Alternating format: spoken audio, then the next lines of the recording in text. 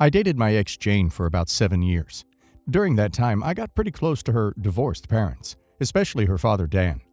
My dad died when I was young, and Dan played somewhat of a parental role model for me, which I really appreciated. I broke up with Jane about 4 months ago because it was clear our futures no longer aligned. A few weeks ago, Dan passed away, which I was and still am very upset about. It turns out that he updated his will about 1 year ago and actually left me about $150K. We were dating at the time. I had no clue he did this. In the will, I wasn't referred to as his daughter's partner. It just named me. He also left money to Jane, her siblings, his own siblings, and some to charity. After his death, this all came out, and I was very surprised that he left me anything, but I was grateful. It's not a ton of money, but it will be enough for a nice down payment on a house and some savings. Since it came out, though, Jane and her siblings are absolutely pissed and are demanding I give the money back to them and deny what was left to me. My friend is an attorney who works with inheritances and says I'm absolutely in the clear. He said if it mentioned me as Jane's partner, they might have somewhat of a case, but because it didn't, I'm totally fine. I have some mixed feelings on keeping it, but it will be a huge help to me, so I'm leaning towards keeping it. Am I the a-hole if I do? Not the a-hole. It really does sound like Dan wanted you to have the money, independent of your relationship with Jane, because he'd come to like you and wanted to support you in your own right. Not the a-hole. The fact that he didn't mention you as a partner in the will says to me that he obviously thought very highly of you and was prepared to give you the money whether you were with his daughter or not. Enjoy the money and the memories you have of him. Her family may not like it, but as mentioned by a lawyer, you're in the clear. Not the a-hole. And personally, I think he meant for you to have it either way. If he meant it to be a shared asset with you and girlfriend, he would have named both of you, or left it just to her. He had 4 months to change his will if he really didn't want you to have it.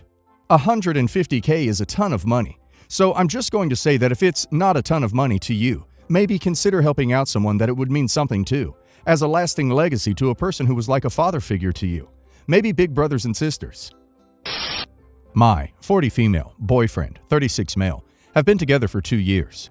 We have a great relationship. We agree on most things. He is very loving and considerate, and overall the love of my life. We recently bought our first home together, which I was hoping would be a fresh start. For context, he and his wife were married for 12 years, shortly before we started dating. Sadly, she passed. In my opinion, I've been very considerate of his grief and supportive of how he chooses to grieve her.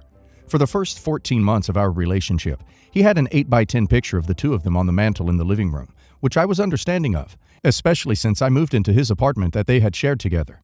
After 14 months, it was Christmas time, and I removed it to decorate, with his permission. Fast forward to now. We've been in our new home that we bought together for about a month now and are beginning to decorate. She was a service member and he wants her folded flag to stay in the living room on display, which I support. However, we have another sitting room with many bookshelves and he wants to have their photo together on display in that room. I understand the pain of losing a spouse. I'm also widowed. I know how devastating and empty it can feel. But I simply would like for this home to be a fresh start for the both of us. It's free of trauma and heartbreak, and I want it to be our place together. I do not wish for him to get rid of the photo, just not display it in our main living areas. This is really an issue for him and is causing him lots of stress, and he is becoming increasingly emotional and depressed. We cannot come to an agreement or move past it. It's all causing lots of tension in our relationship that neither of us want. We aren't aggressive and basically never fight, so this issue is hard for us to navigate. I've also noticed he still keeps 2 photos of her in his nightstand drawer and a few other keepsakes. I've stayed silent about it all, except for the picture he wants to display. I understand he wants to cherish her memory, and I know had she not passed, they'd still be happily together. But given the circumstances, I want to move forward. Am I the a-hole? No a-hole. Your husband is still grieving. He was married to his first wife for 12 years, and he wants to cherish her by displaying her memory in the living room. At the same time, you're widowed too, but the difference is that you want to forget your past so you can have a fresh start at your new home. You need to sit down and talk with your husband about this and come up with a compromise. Maybe you won't have it in the living room, but it would be good to put in the bedroom. OP, your husband does not want to forget her yet, and you need to understand that. He loves you, but needs to cherish his first wife's memory. No a-hole. You and he began dating soon after his wife's death, it seems, and you moved into their apartment less than a year after her death. Is that right? He has not properly grieved the loss of his wife. He did not give himself enough time to fully comprehend his grief. He may be feeling guilt for being with you, like he thinks he has dishonored her memory by being with you. The agreement about displaying the photograph and flag and his insistence they be prominent in the shared space of your new home is an indication he may benefit from grief counseling or couples counseling for both of you.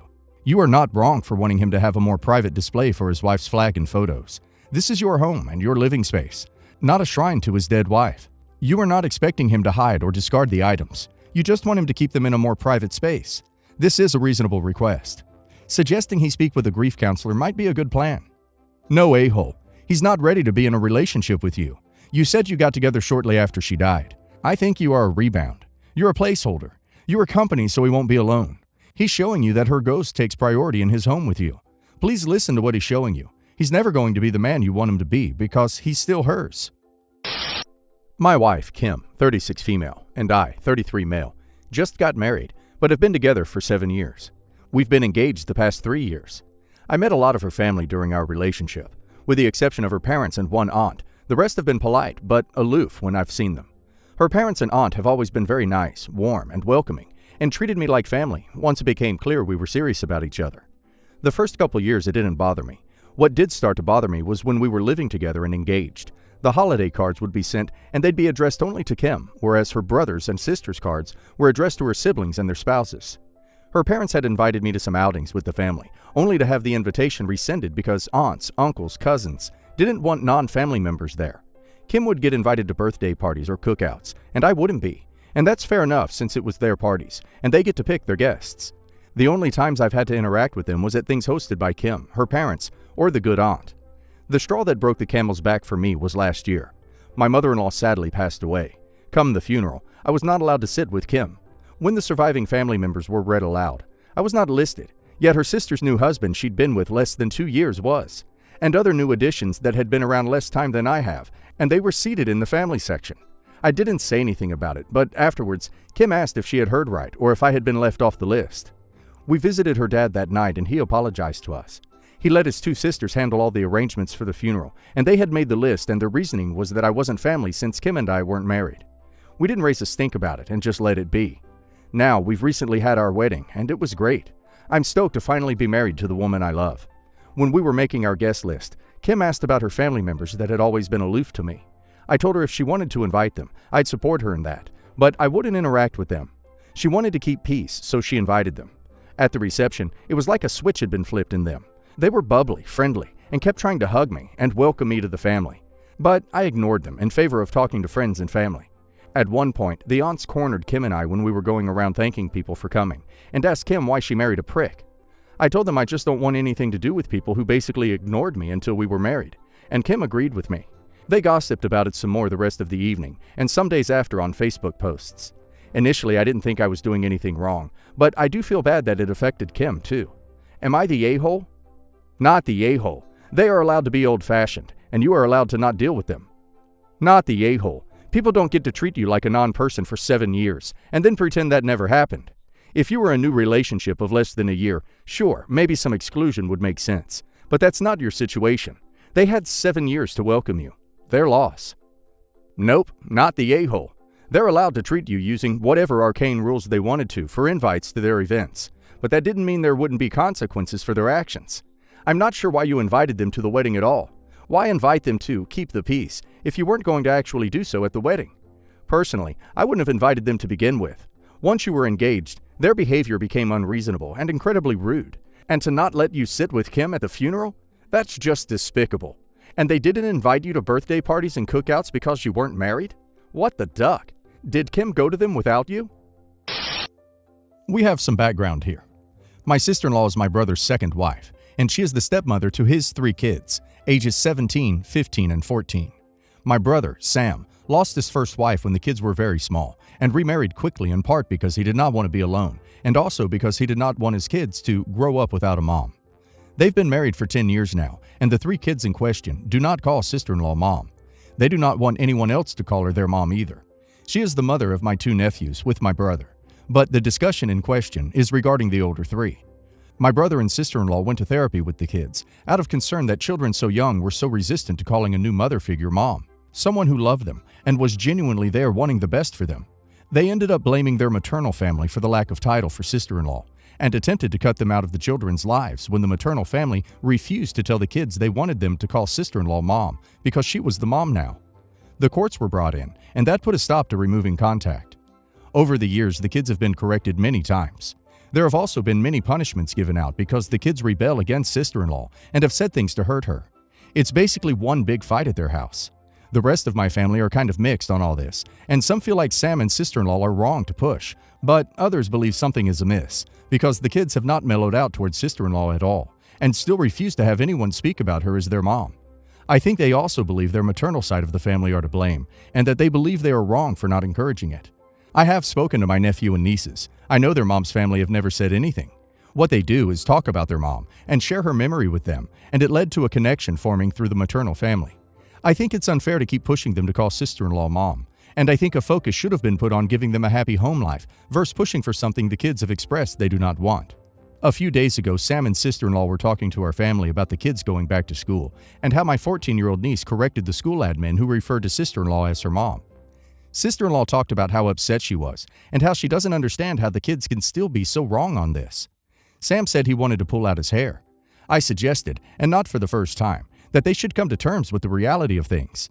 Sam said the reality is sister-in-law is their mom and has been for 10 years. I told them the reality is sister-in-law is not their mom, she's their stepmother, and you can't force feelings on that to change. I am now considered the a-hole. They said I only hurt sister-in-law more and rubbed her face in the rejection by saying it. Am I the a-hole? Not the a-hole. If the kids were 7, 5, and 4 when they lost their mother, then they were old enough to have coherent memories and a proper relationship with her. Therefore, it's ludicrous for your brother and sister-in-law to think that they can just wipe her away and install sister-in-law as mommy.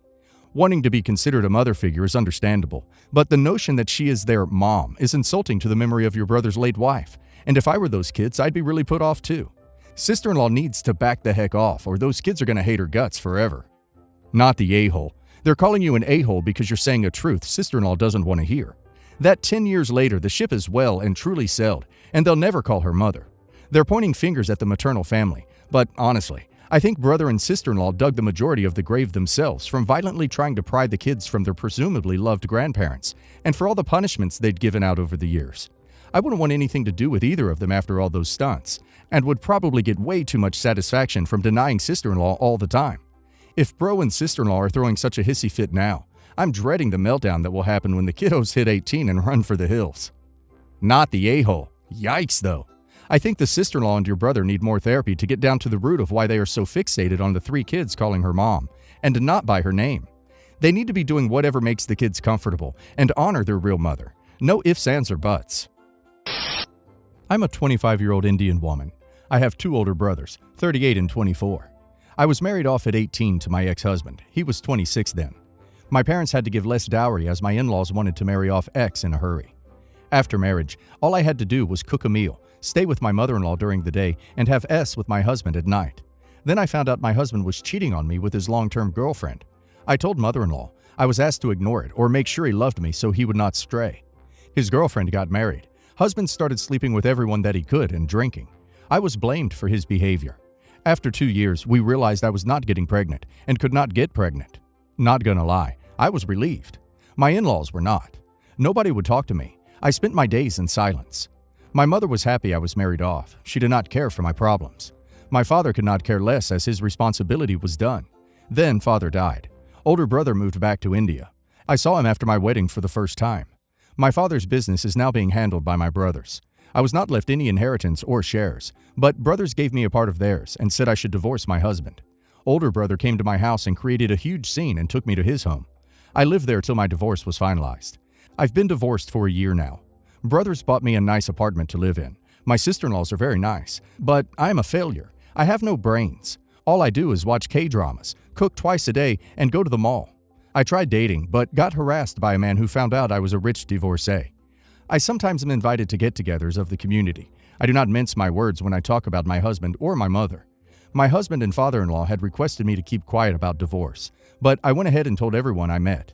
When people ask me why I stayed in that situation for so long, I tell them that my mother tattled on me to my husband when I told her what was going on. She gave husband and in-laws permission to take away my phone and to limit my movements. My in-laws are suffering because I'm running my mouth. My mother cannot face anyone in our family. She has not been to any function in the last 8 months. My mother and mother-in-law are calling me a-hole for being shameless. I do not know how wrong or right I am. Not the a-hole. You were the victim of terrible controlling aggression. Your parents didn't care. didn't feel like dealing with it, so told you to keep quiet and pretend it wasn't happening. That's classic aggression, gaslighting. I'm really glad your brothers helped you get out of that situation. I think you'd be best served by trying to find something that would make you happy. Whether that's a career, a partnership, or something else entirely, only you can say. Not the a-hole. I'm not sure culturally, but you tried to seek help and were blamed for seeking help, as well as blamed for your ex's misdeeds. They restricted your movement and did what they could to keep you in an aggressive situation for their own appearances. If they didn't want to look bad, they should have helped you, and now they're facing the consequences of their actions. Once again, not the a-hole. Not the a-hole. Time to look after yourself. Get enrolled in a community college or the equivalent where you live. Build your self-esteem. See if you can get a job. The thing to do now is deciding how you are going to move forward. Don't deal with these people anymore. I imagine there are cultural issues at play here, so I don't know what to advise there. If you can put this marriage and these people behind you, it might be best for you. Your in-laws brought their suffering on themselves. Your mother seems to be suffering because she did not support you. The question is whether she feels bad about not being on your side, or people finding out that she was not on your side. Your brothers and sister-in-law sound wonderful. You'll be fine. Don't be so hard on yourself.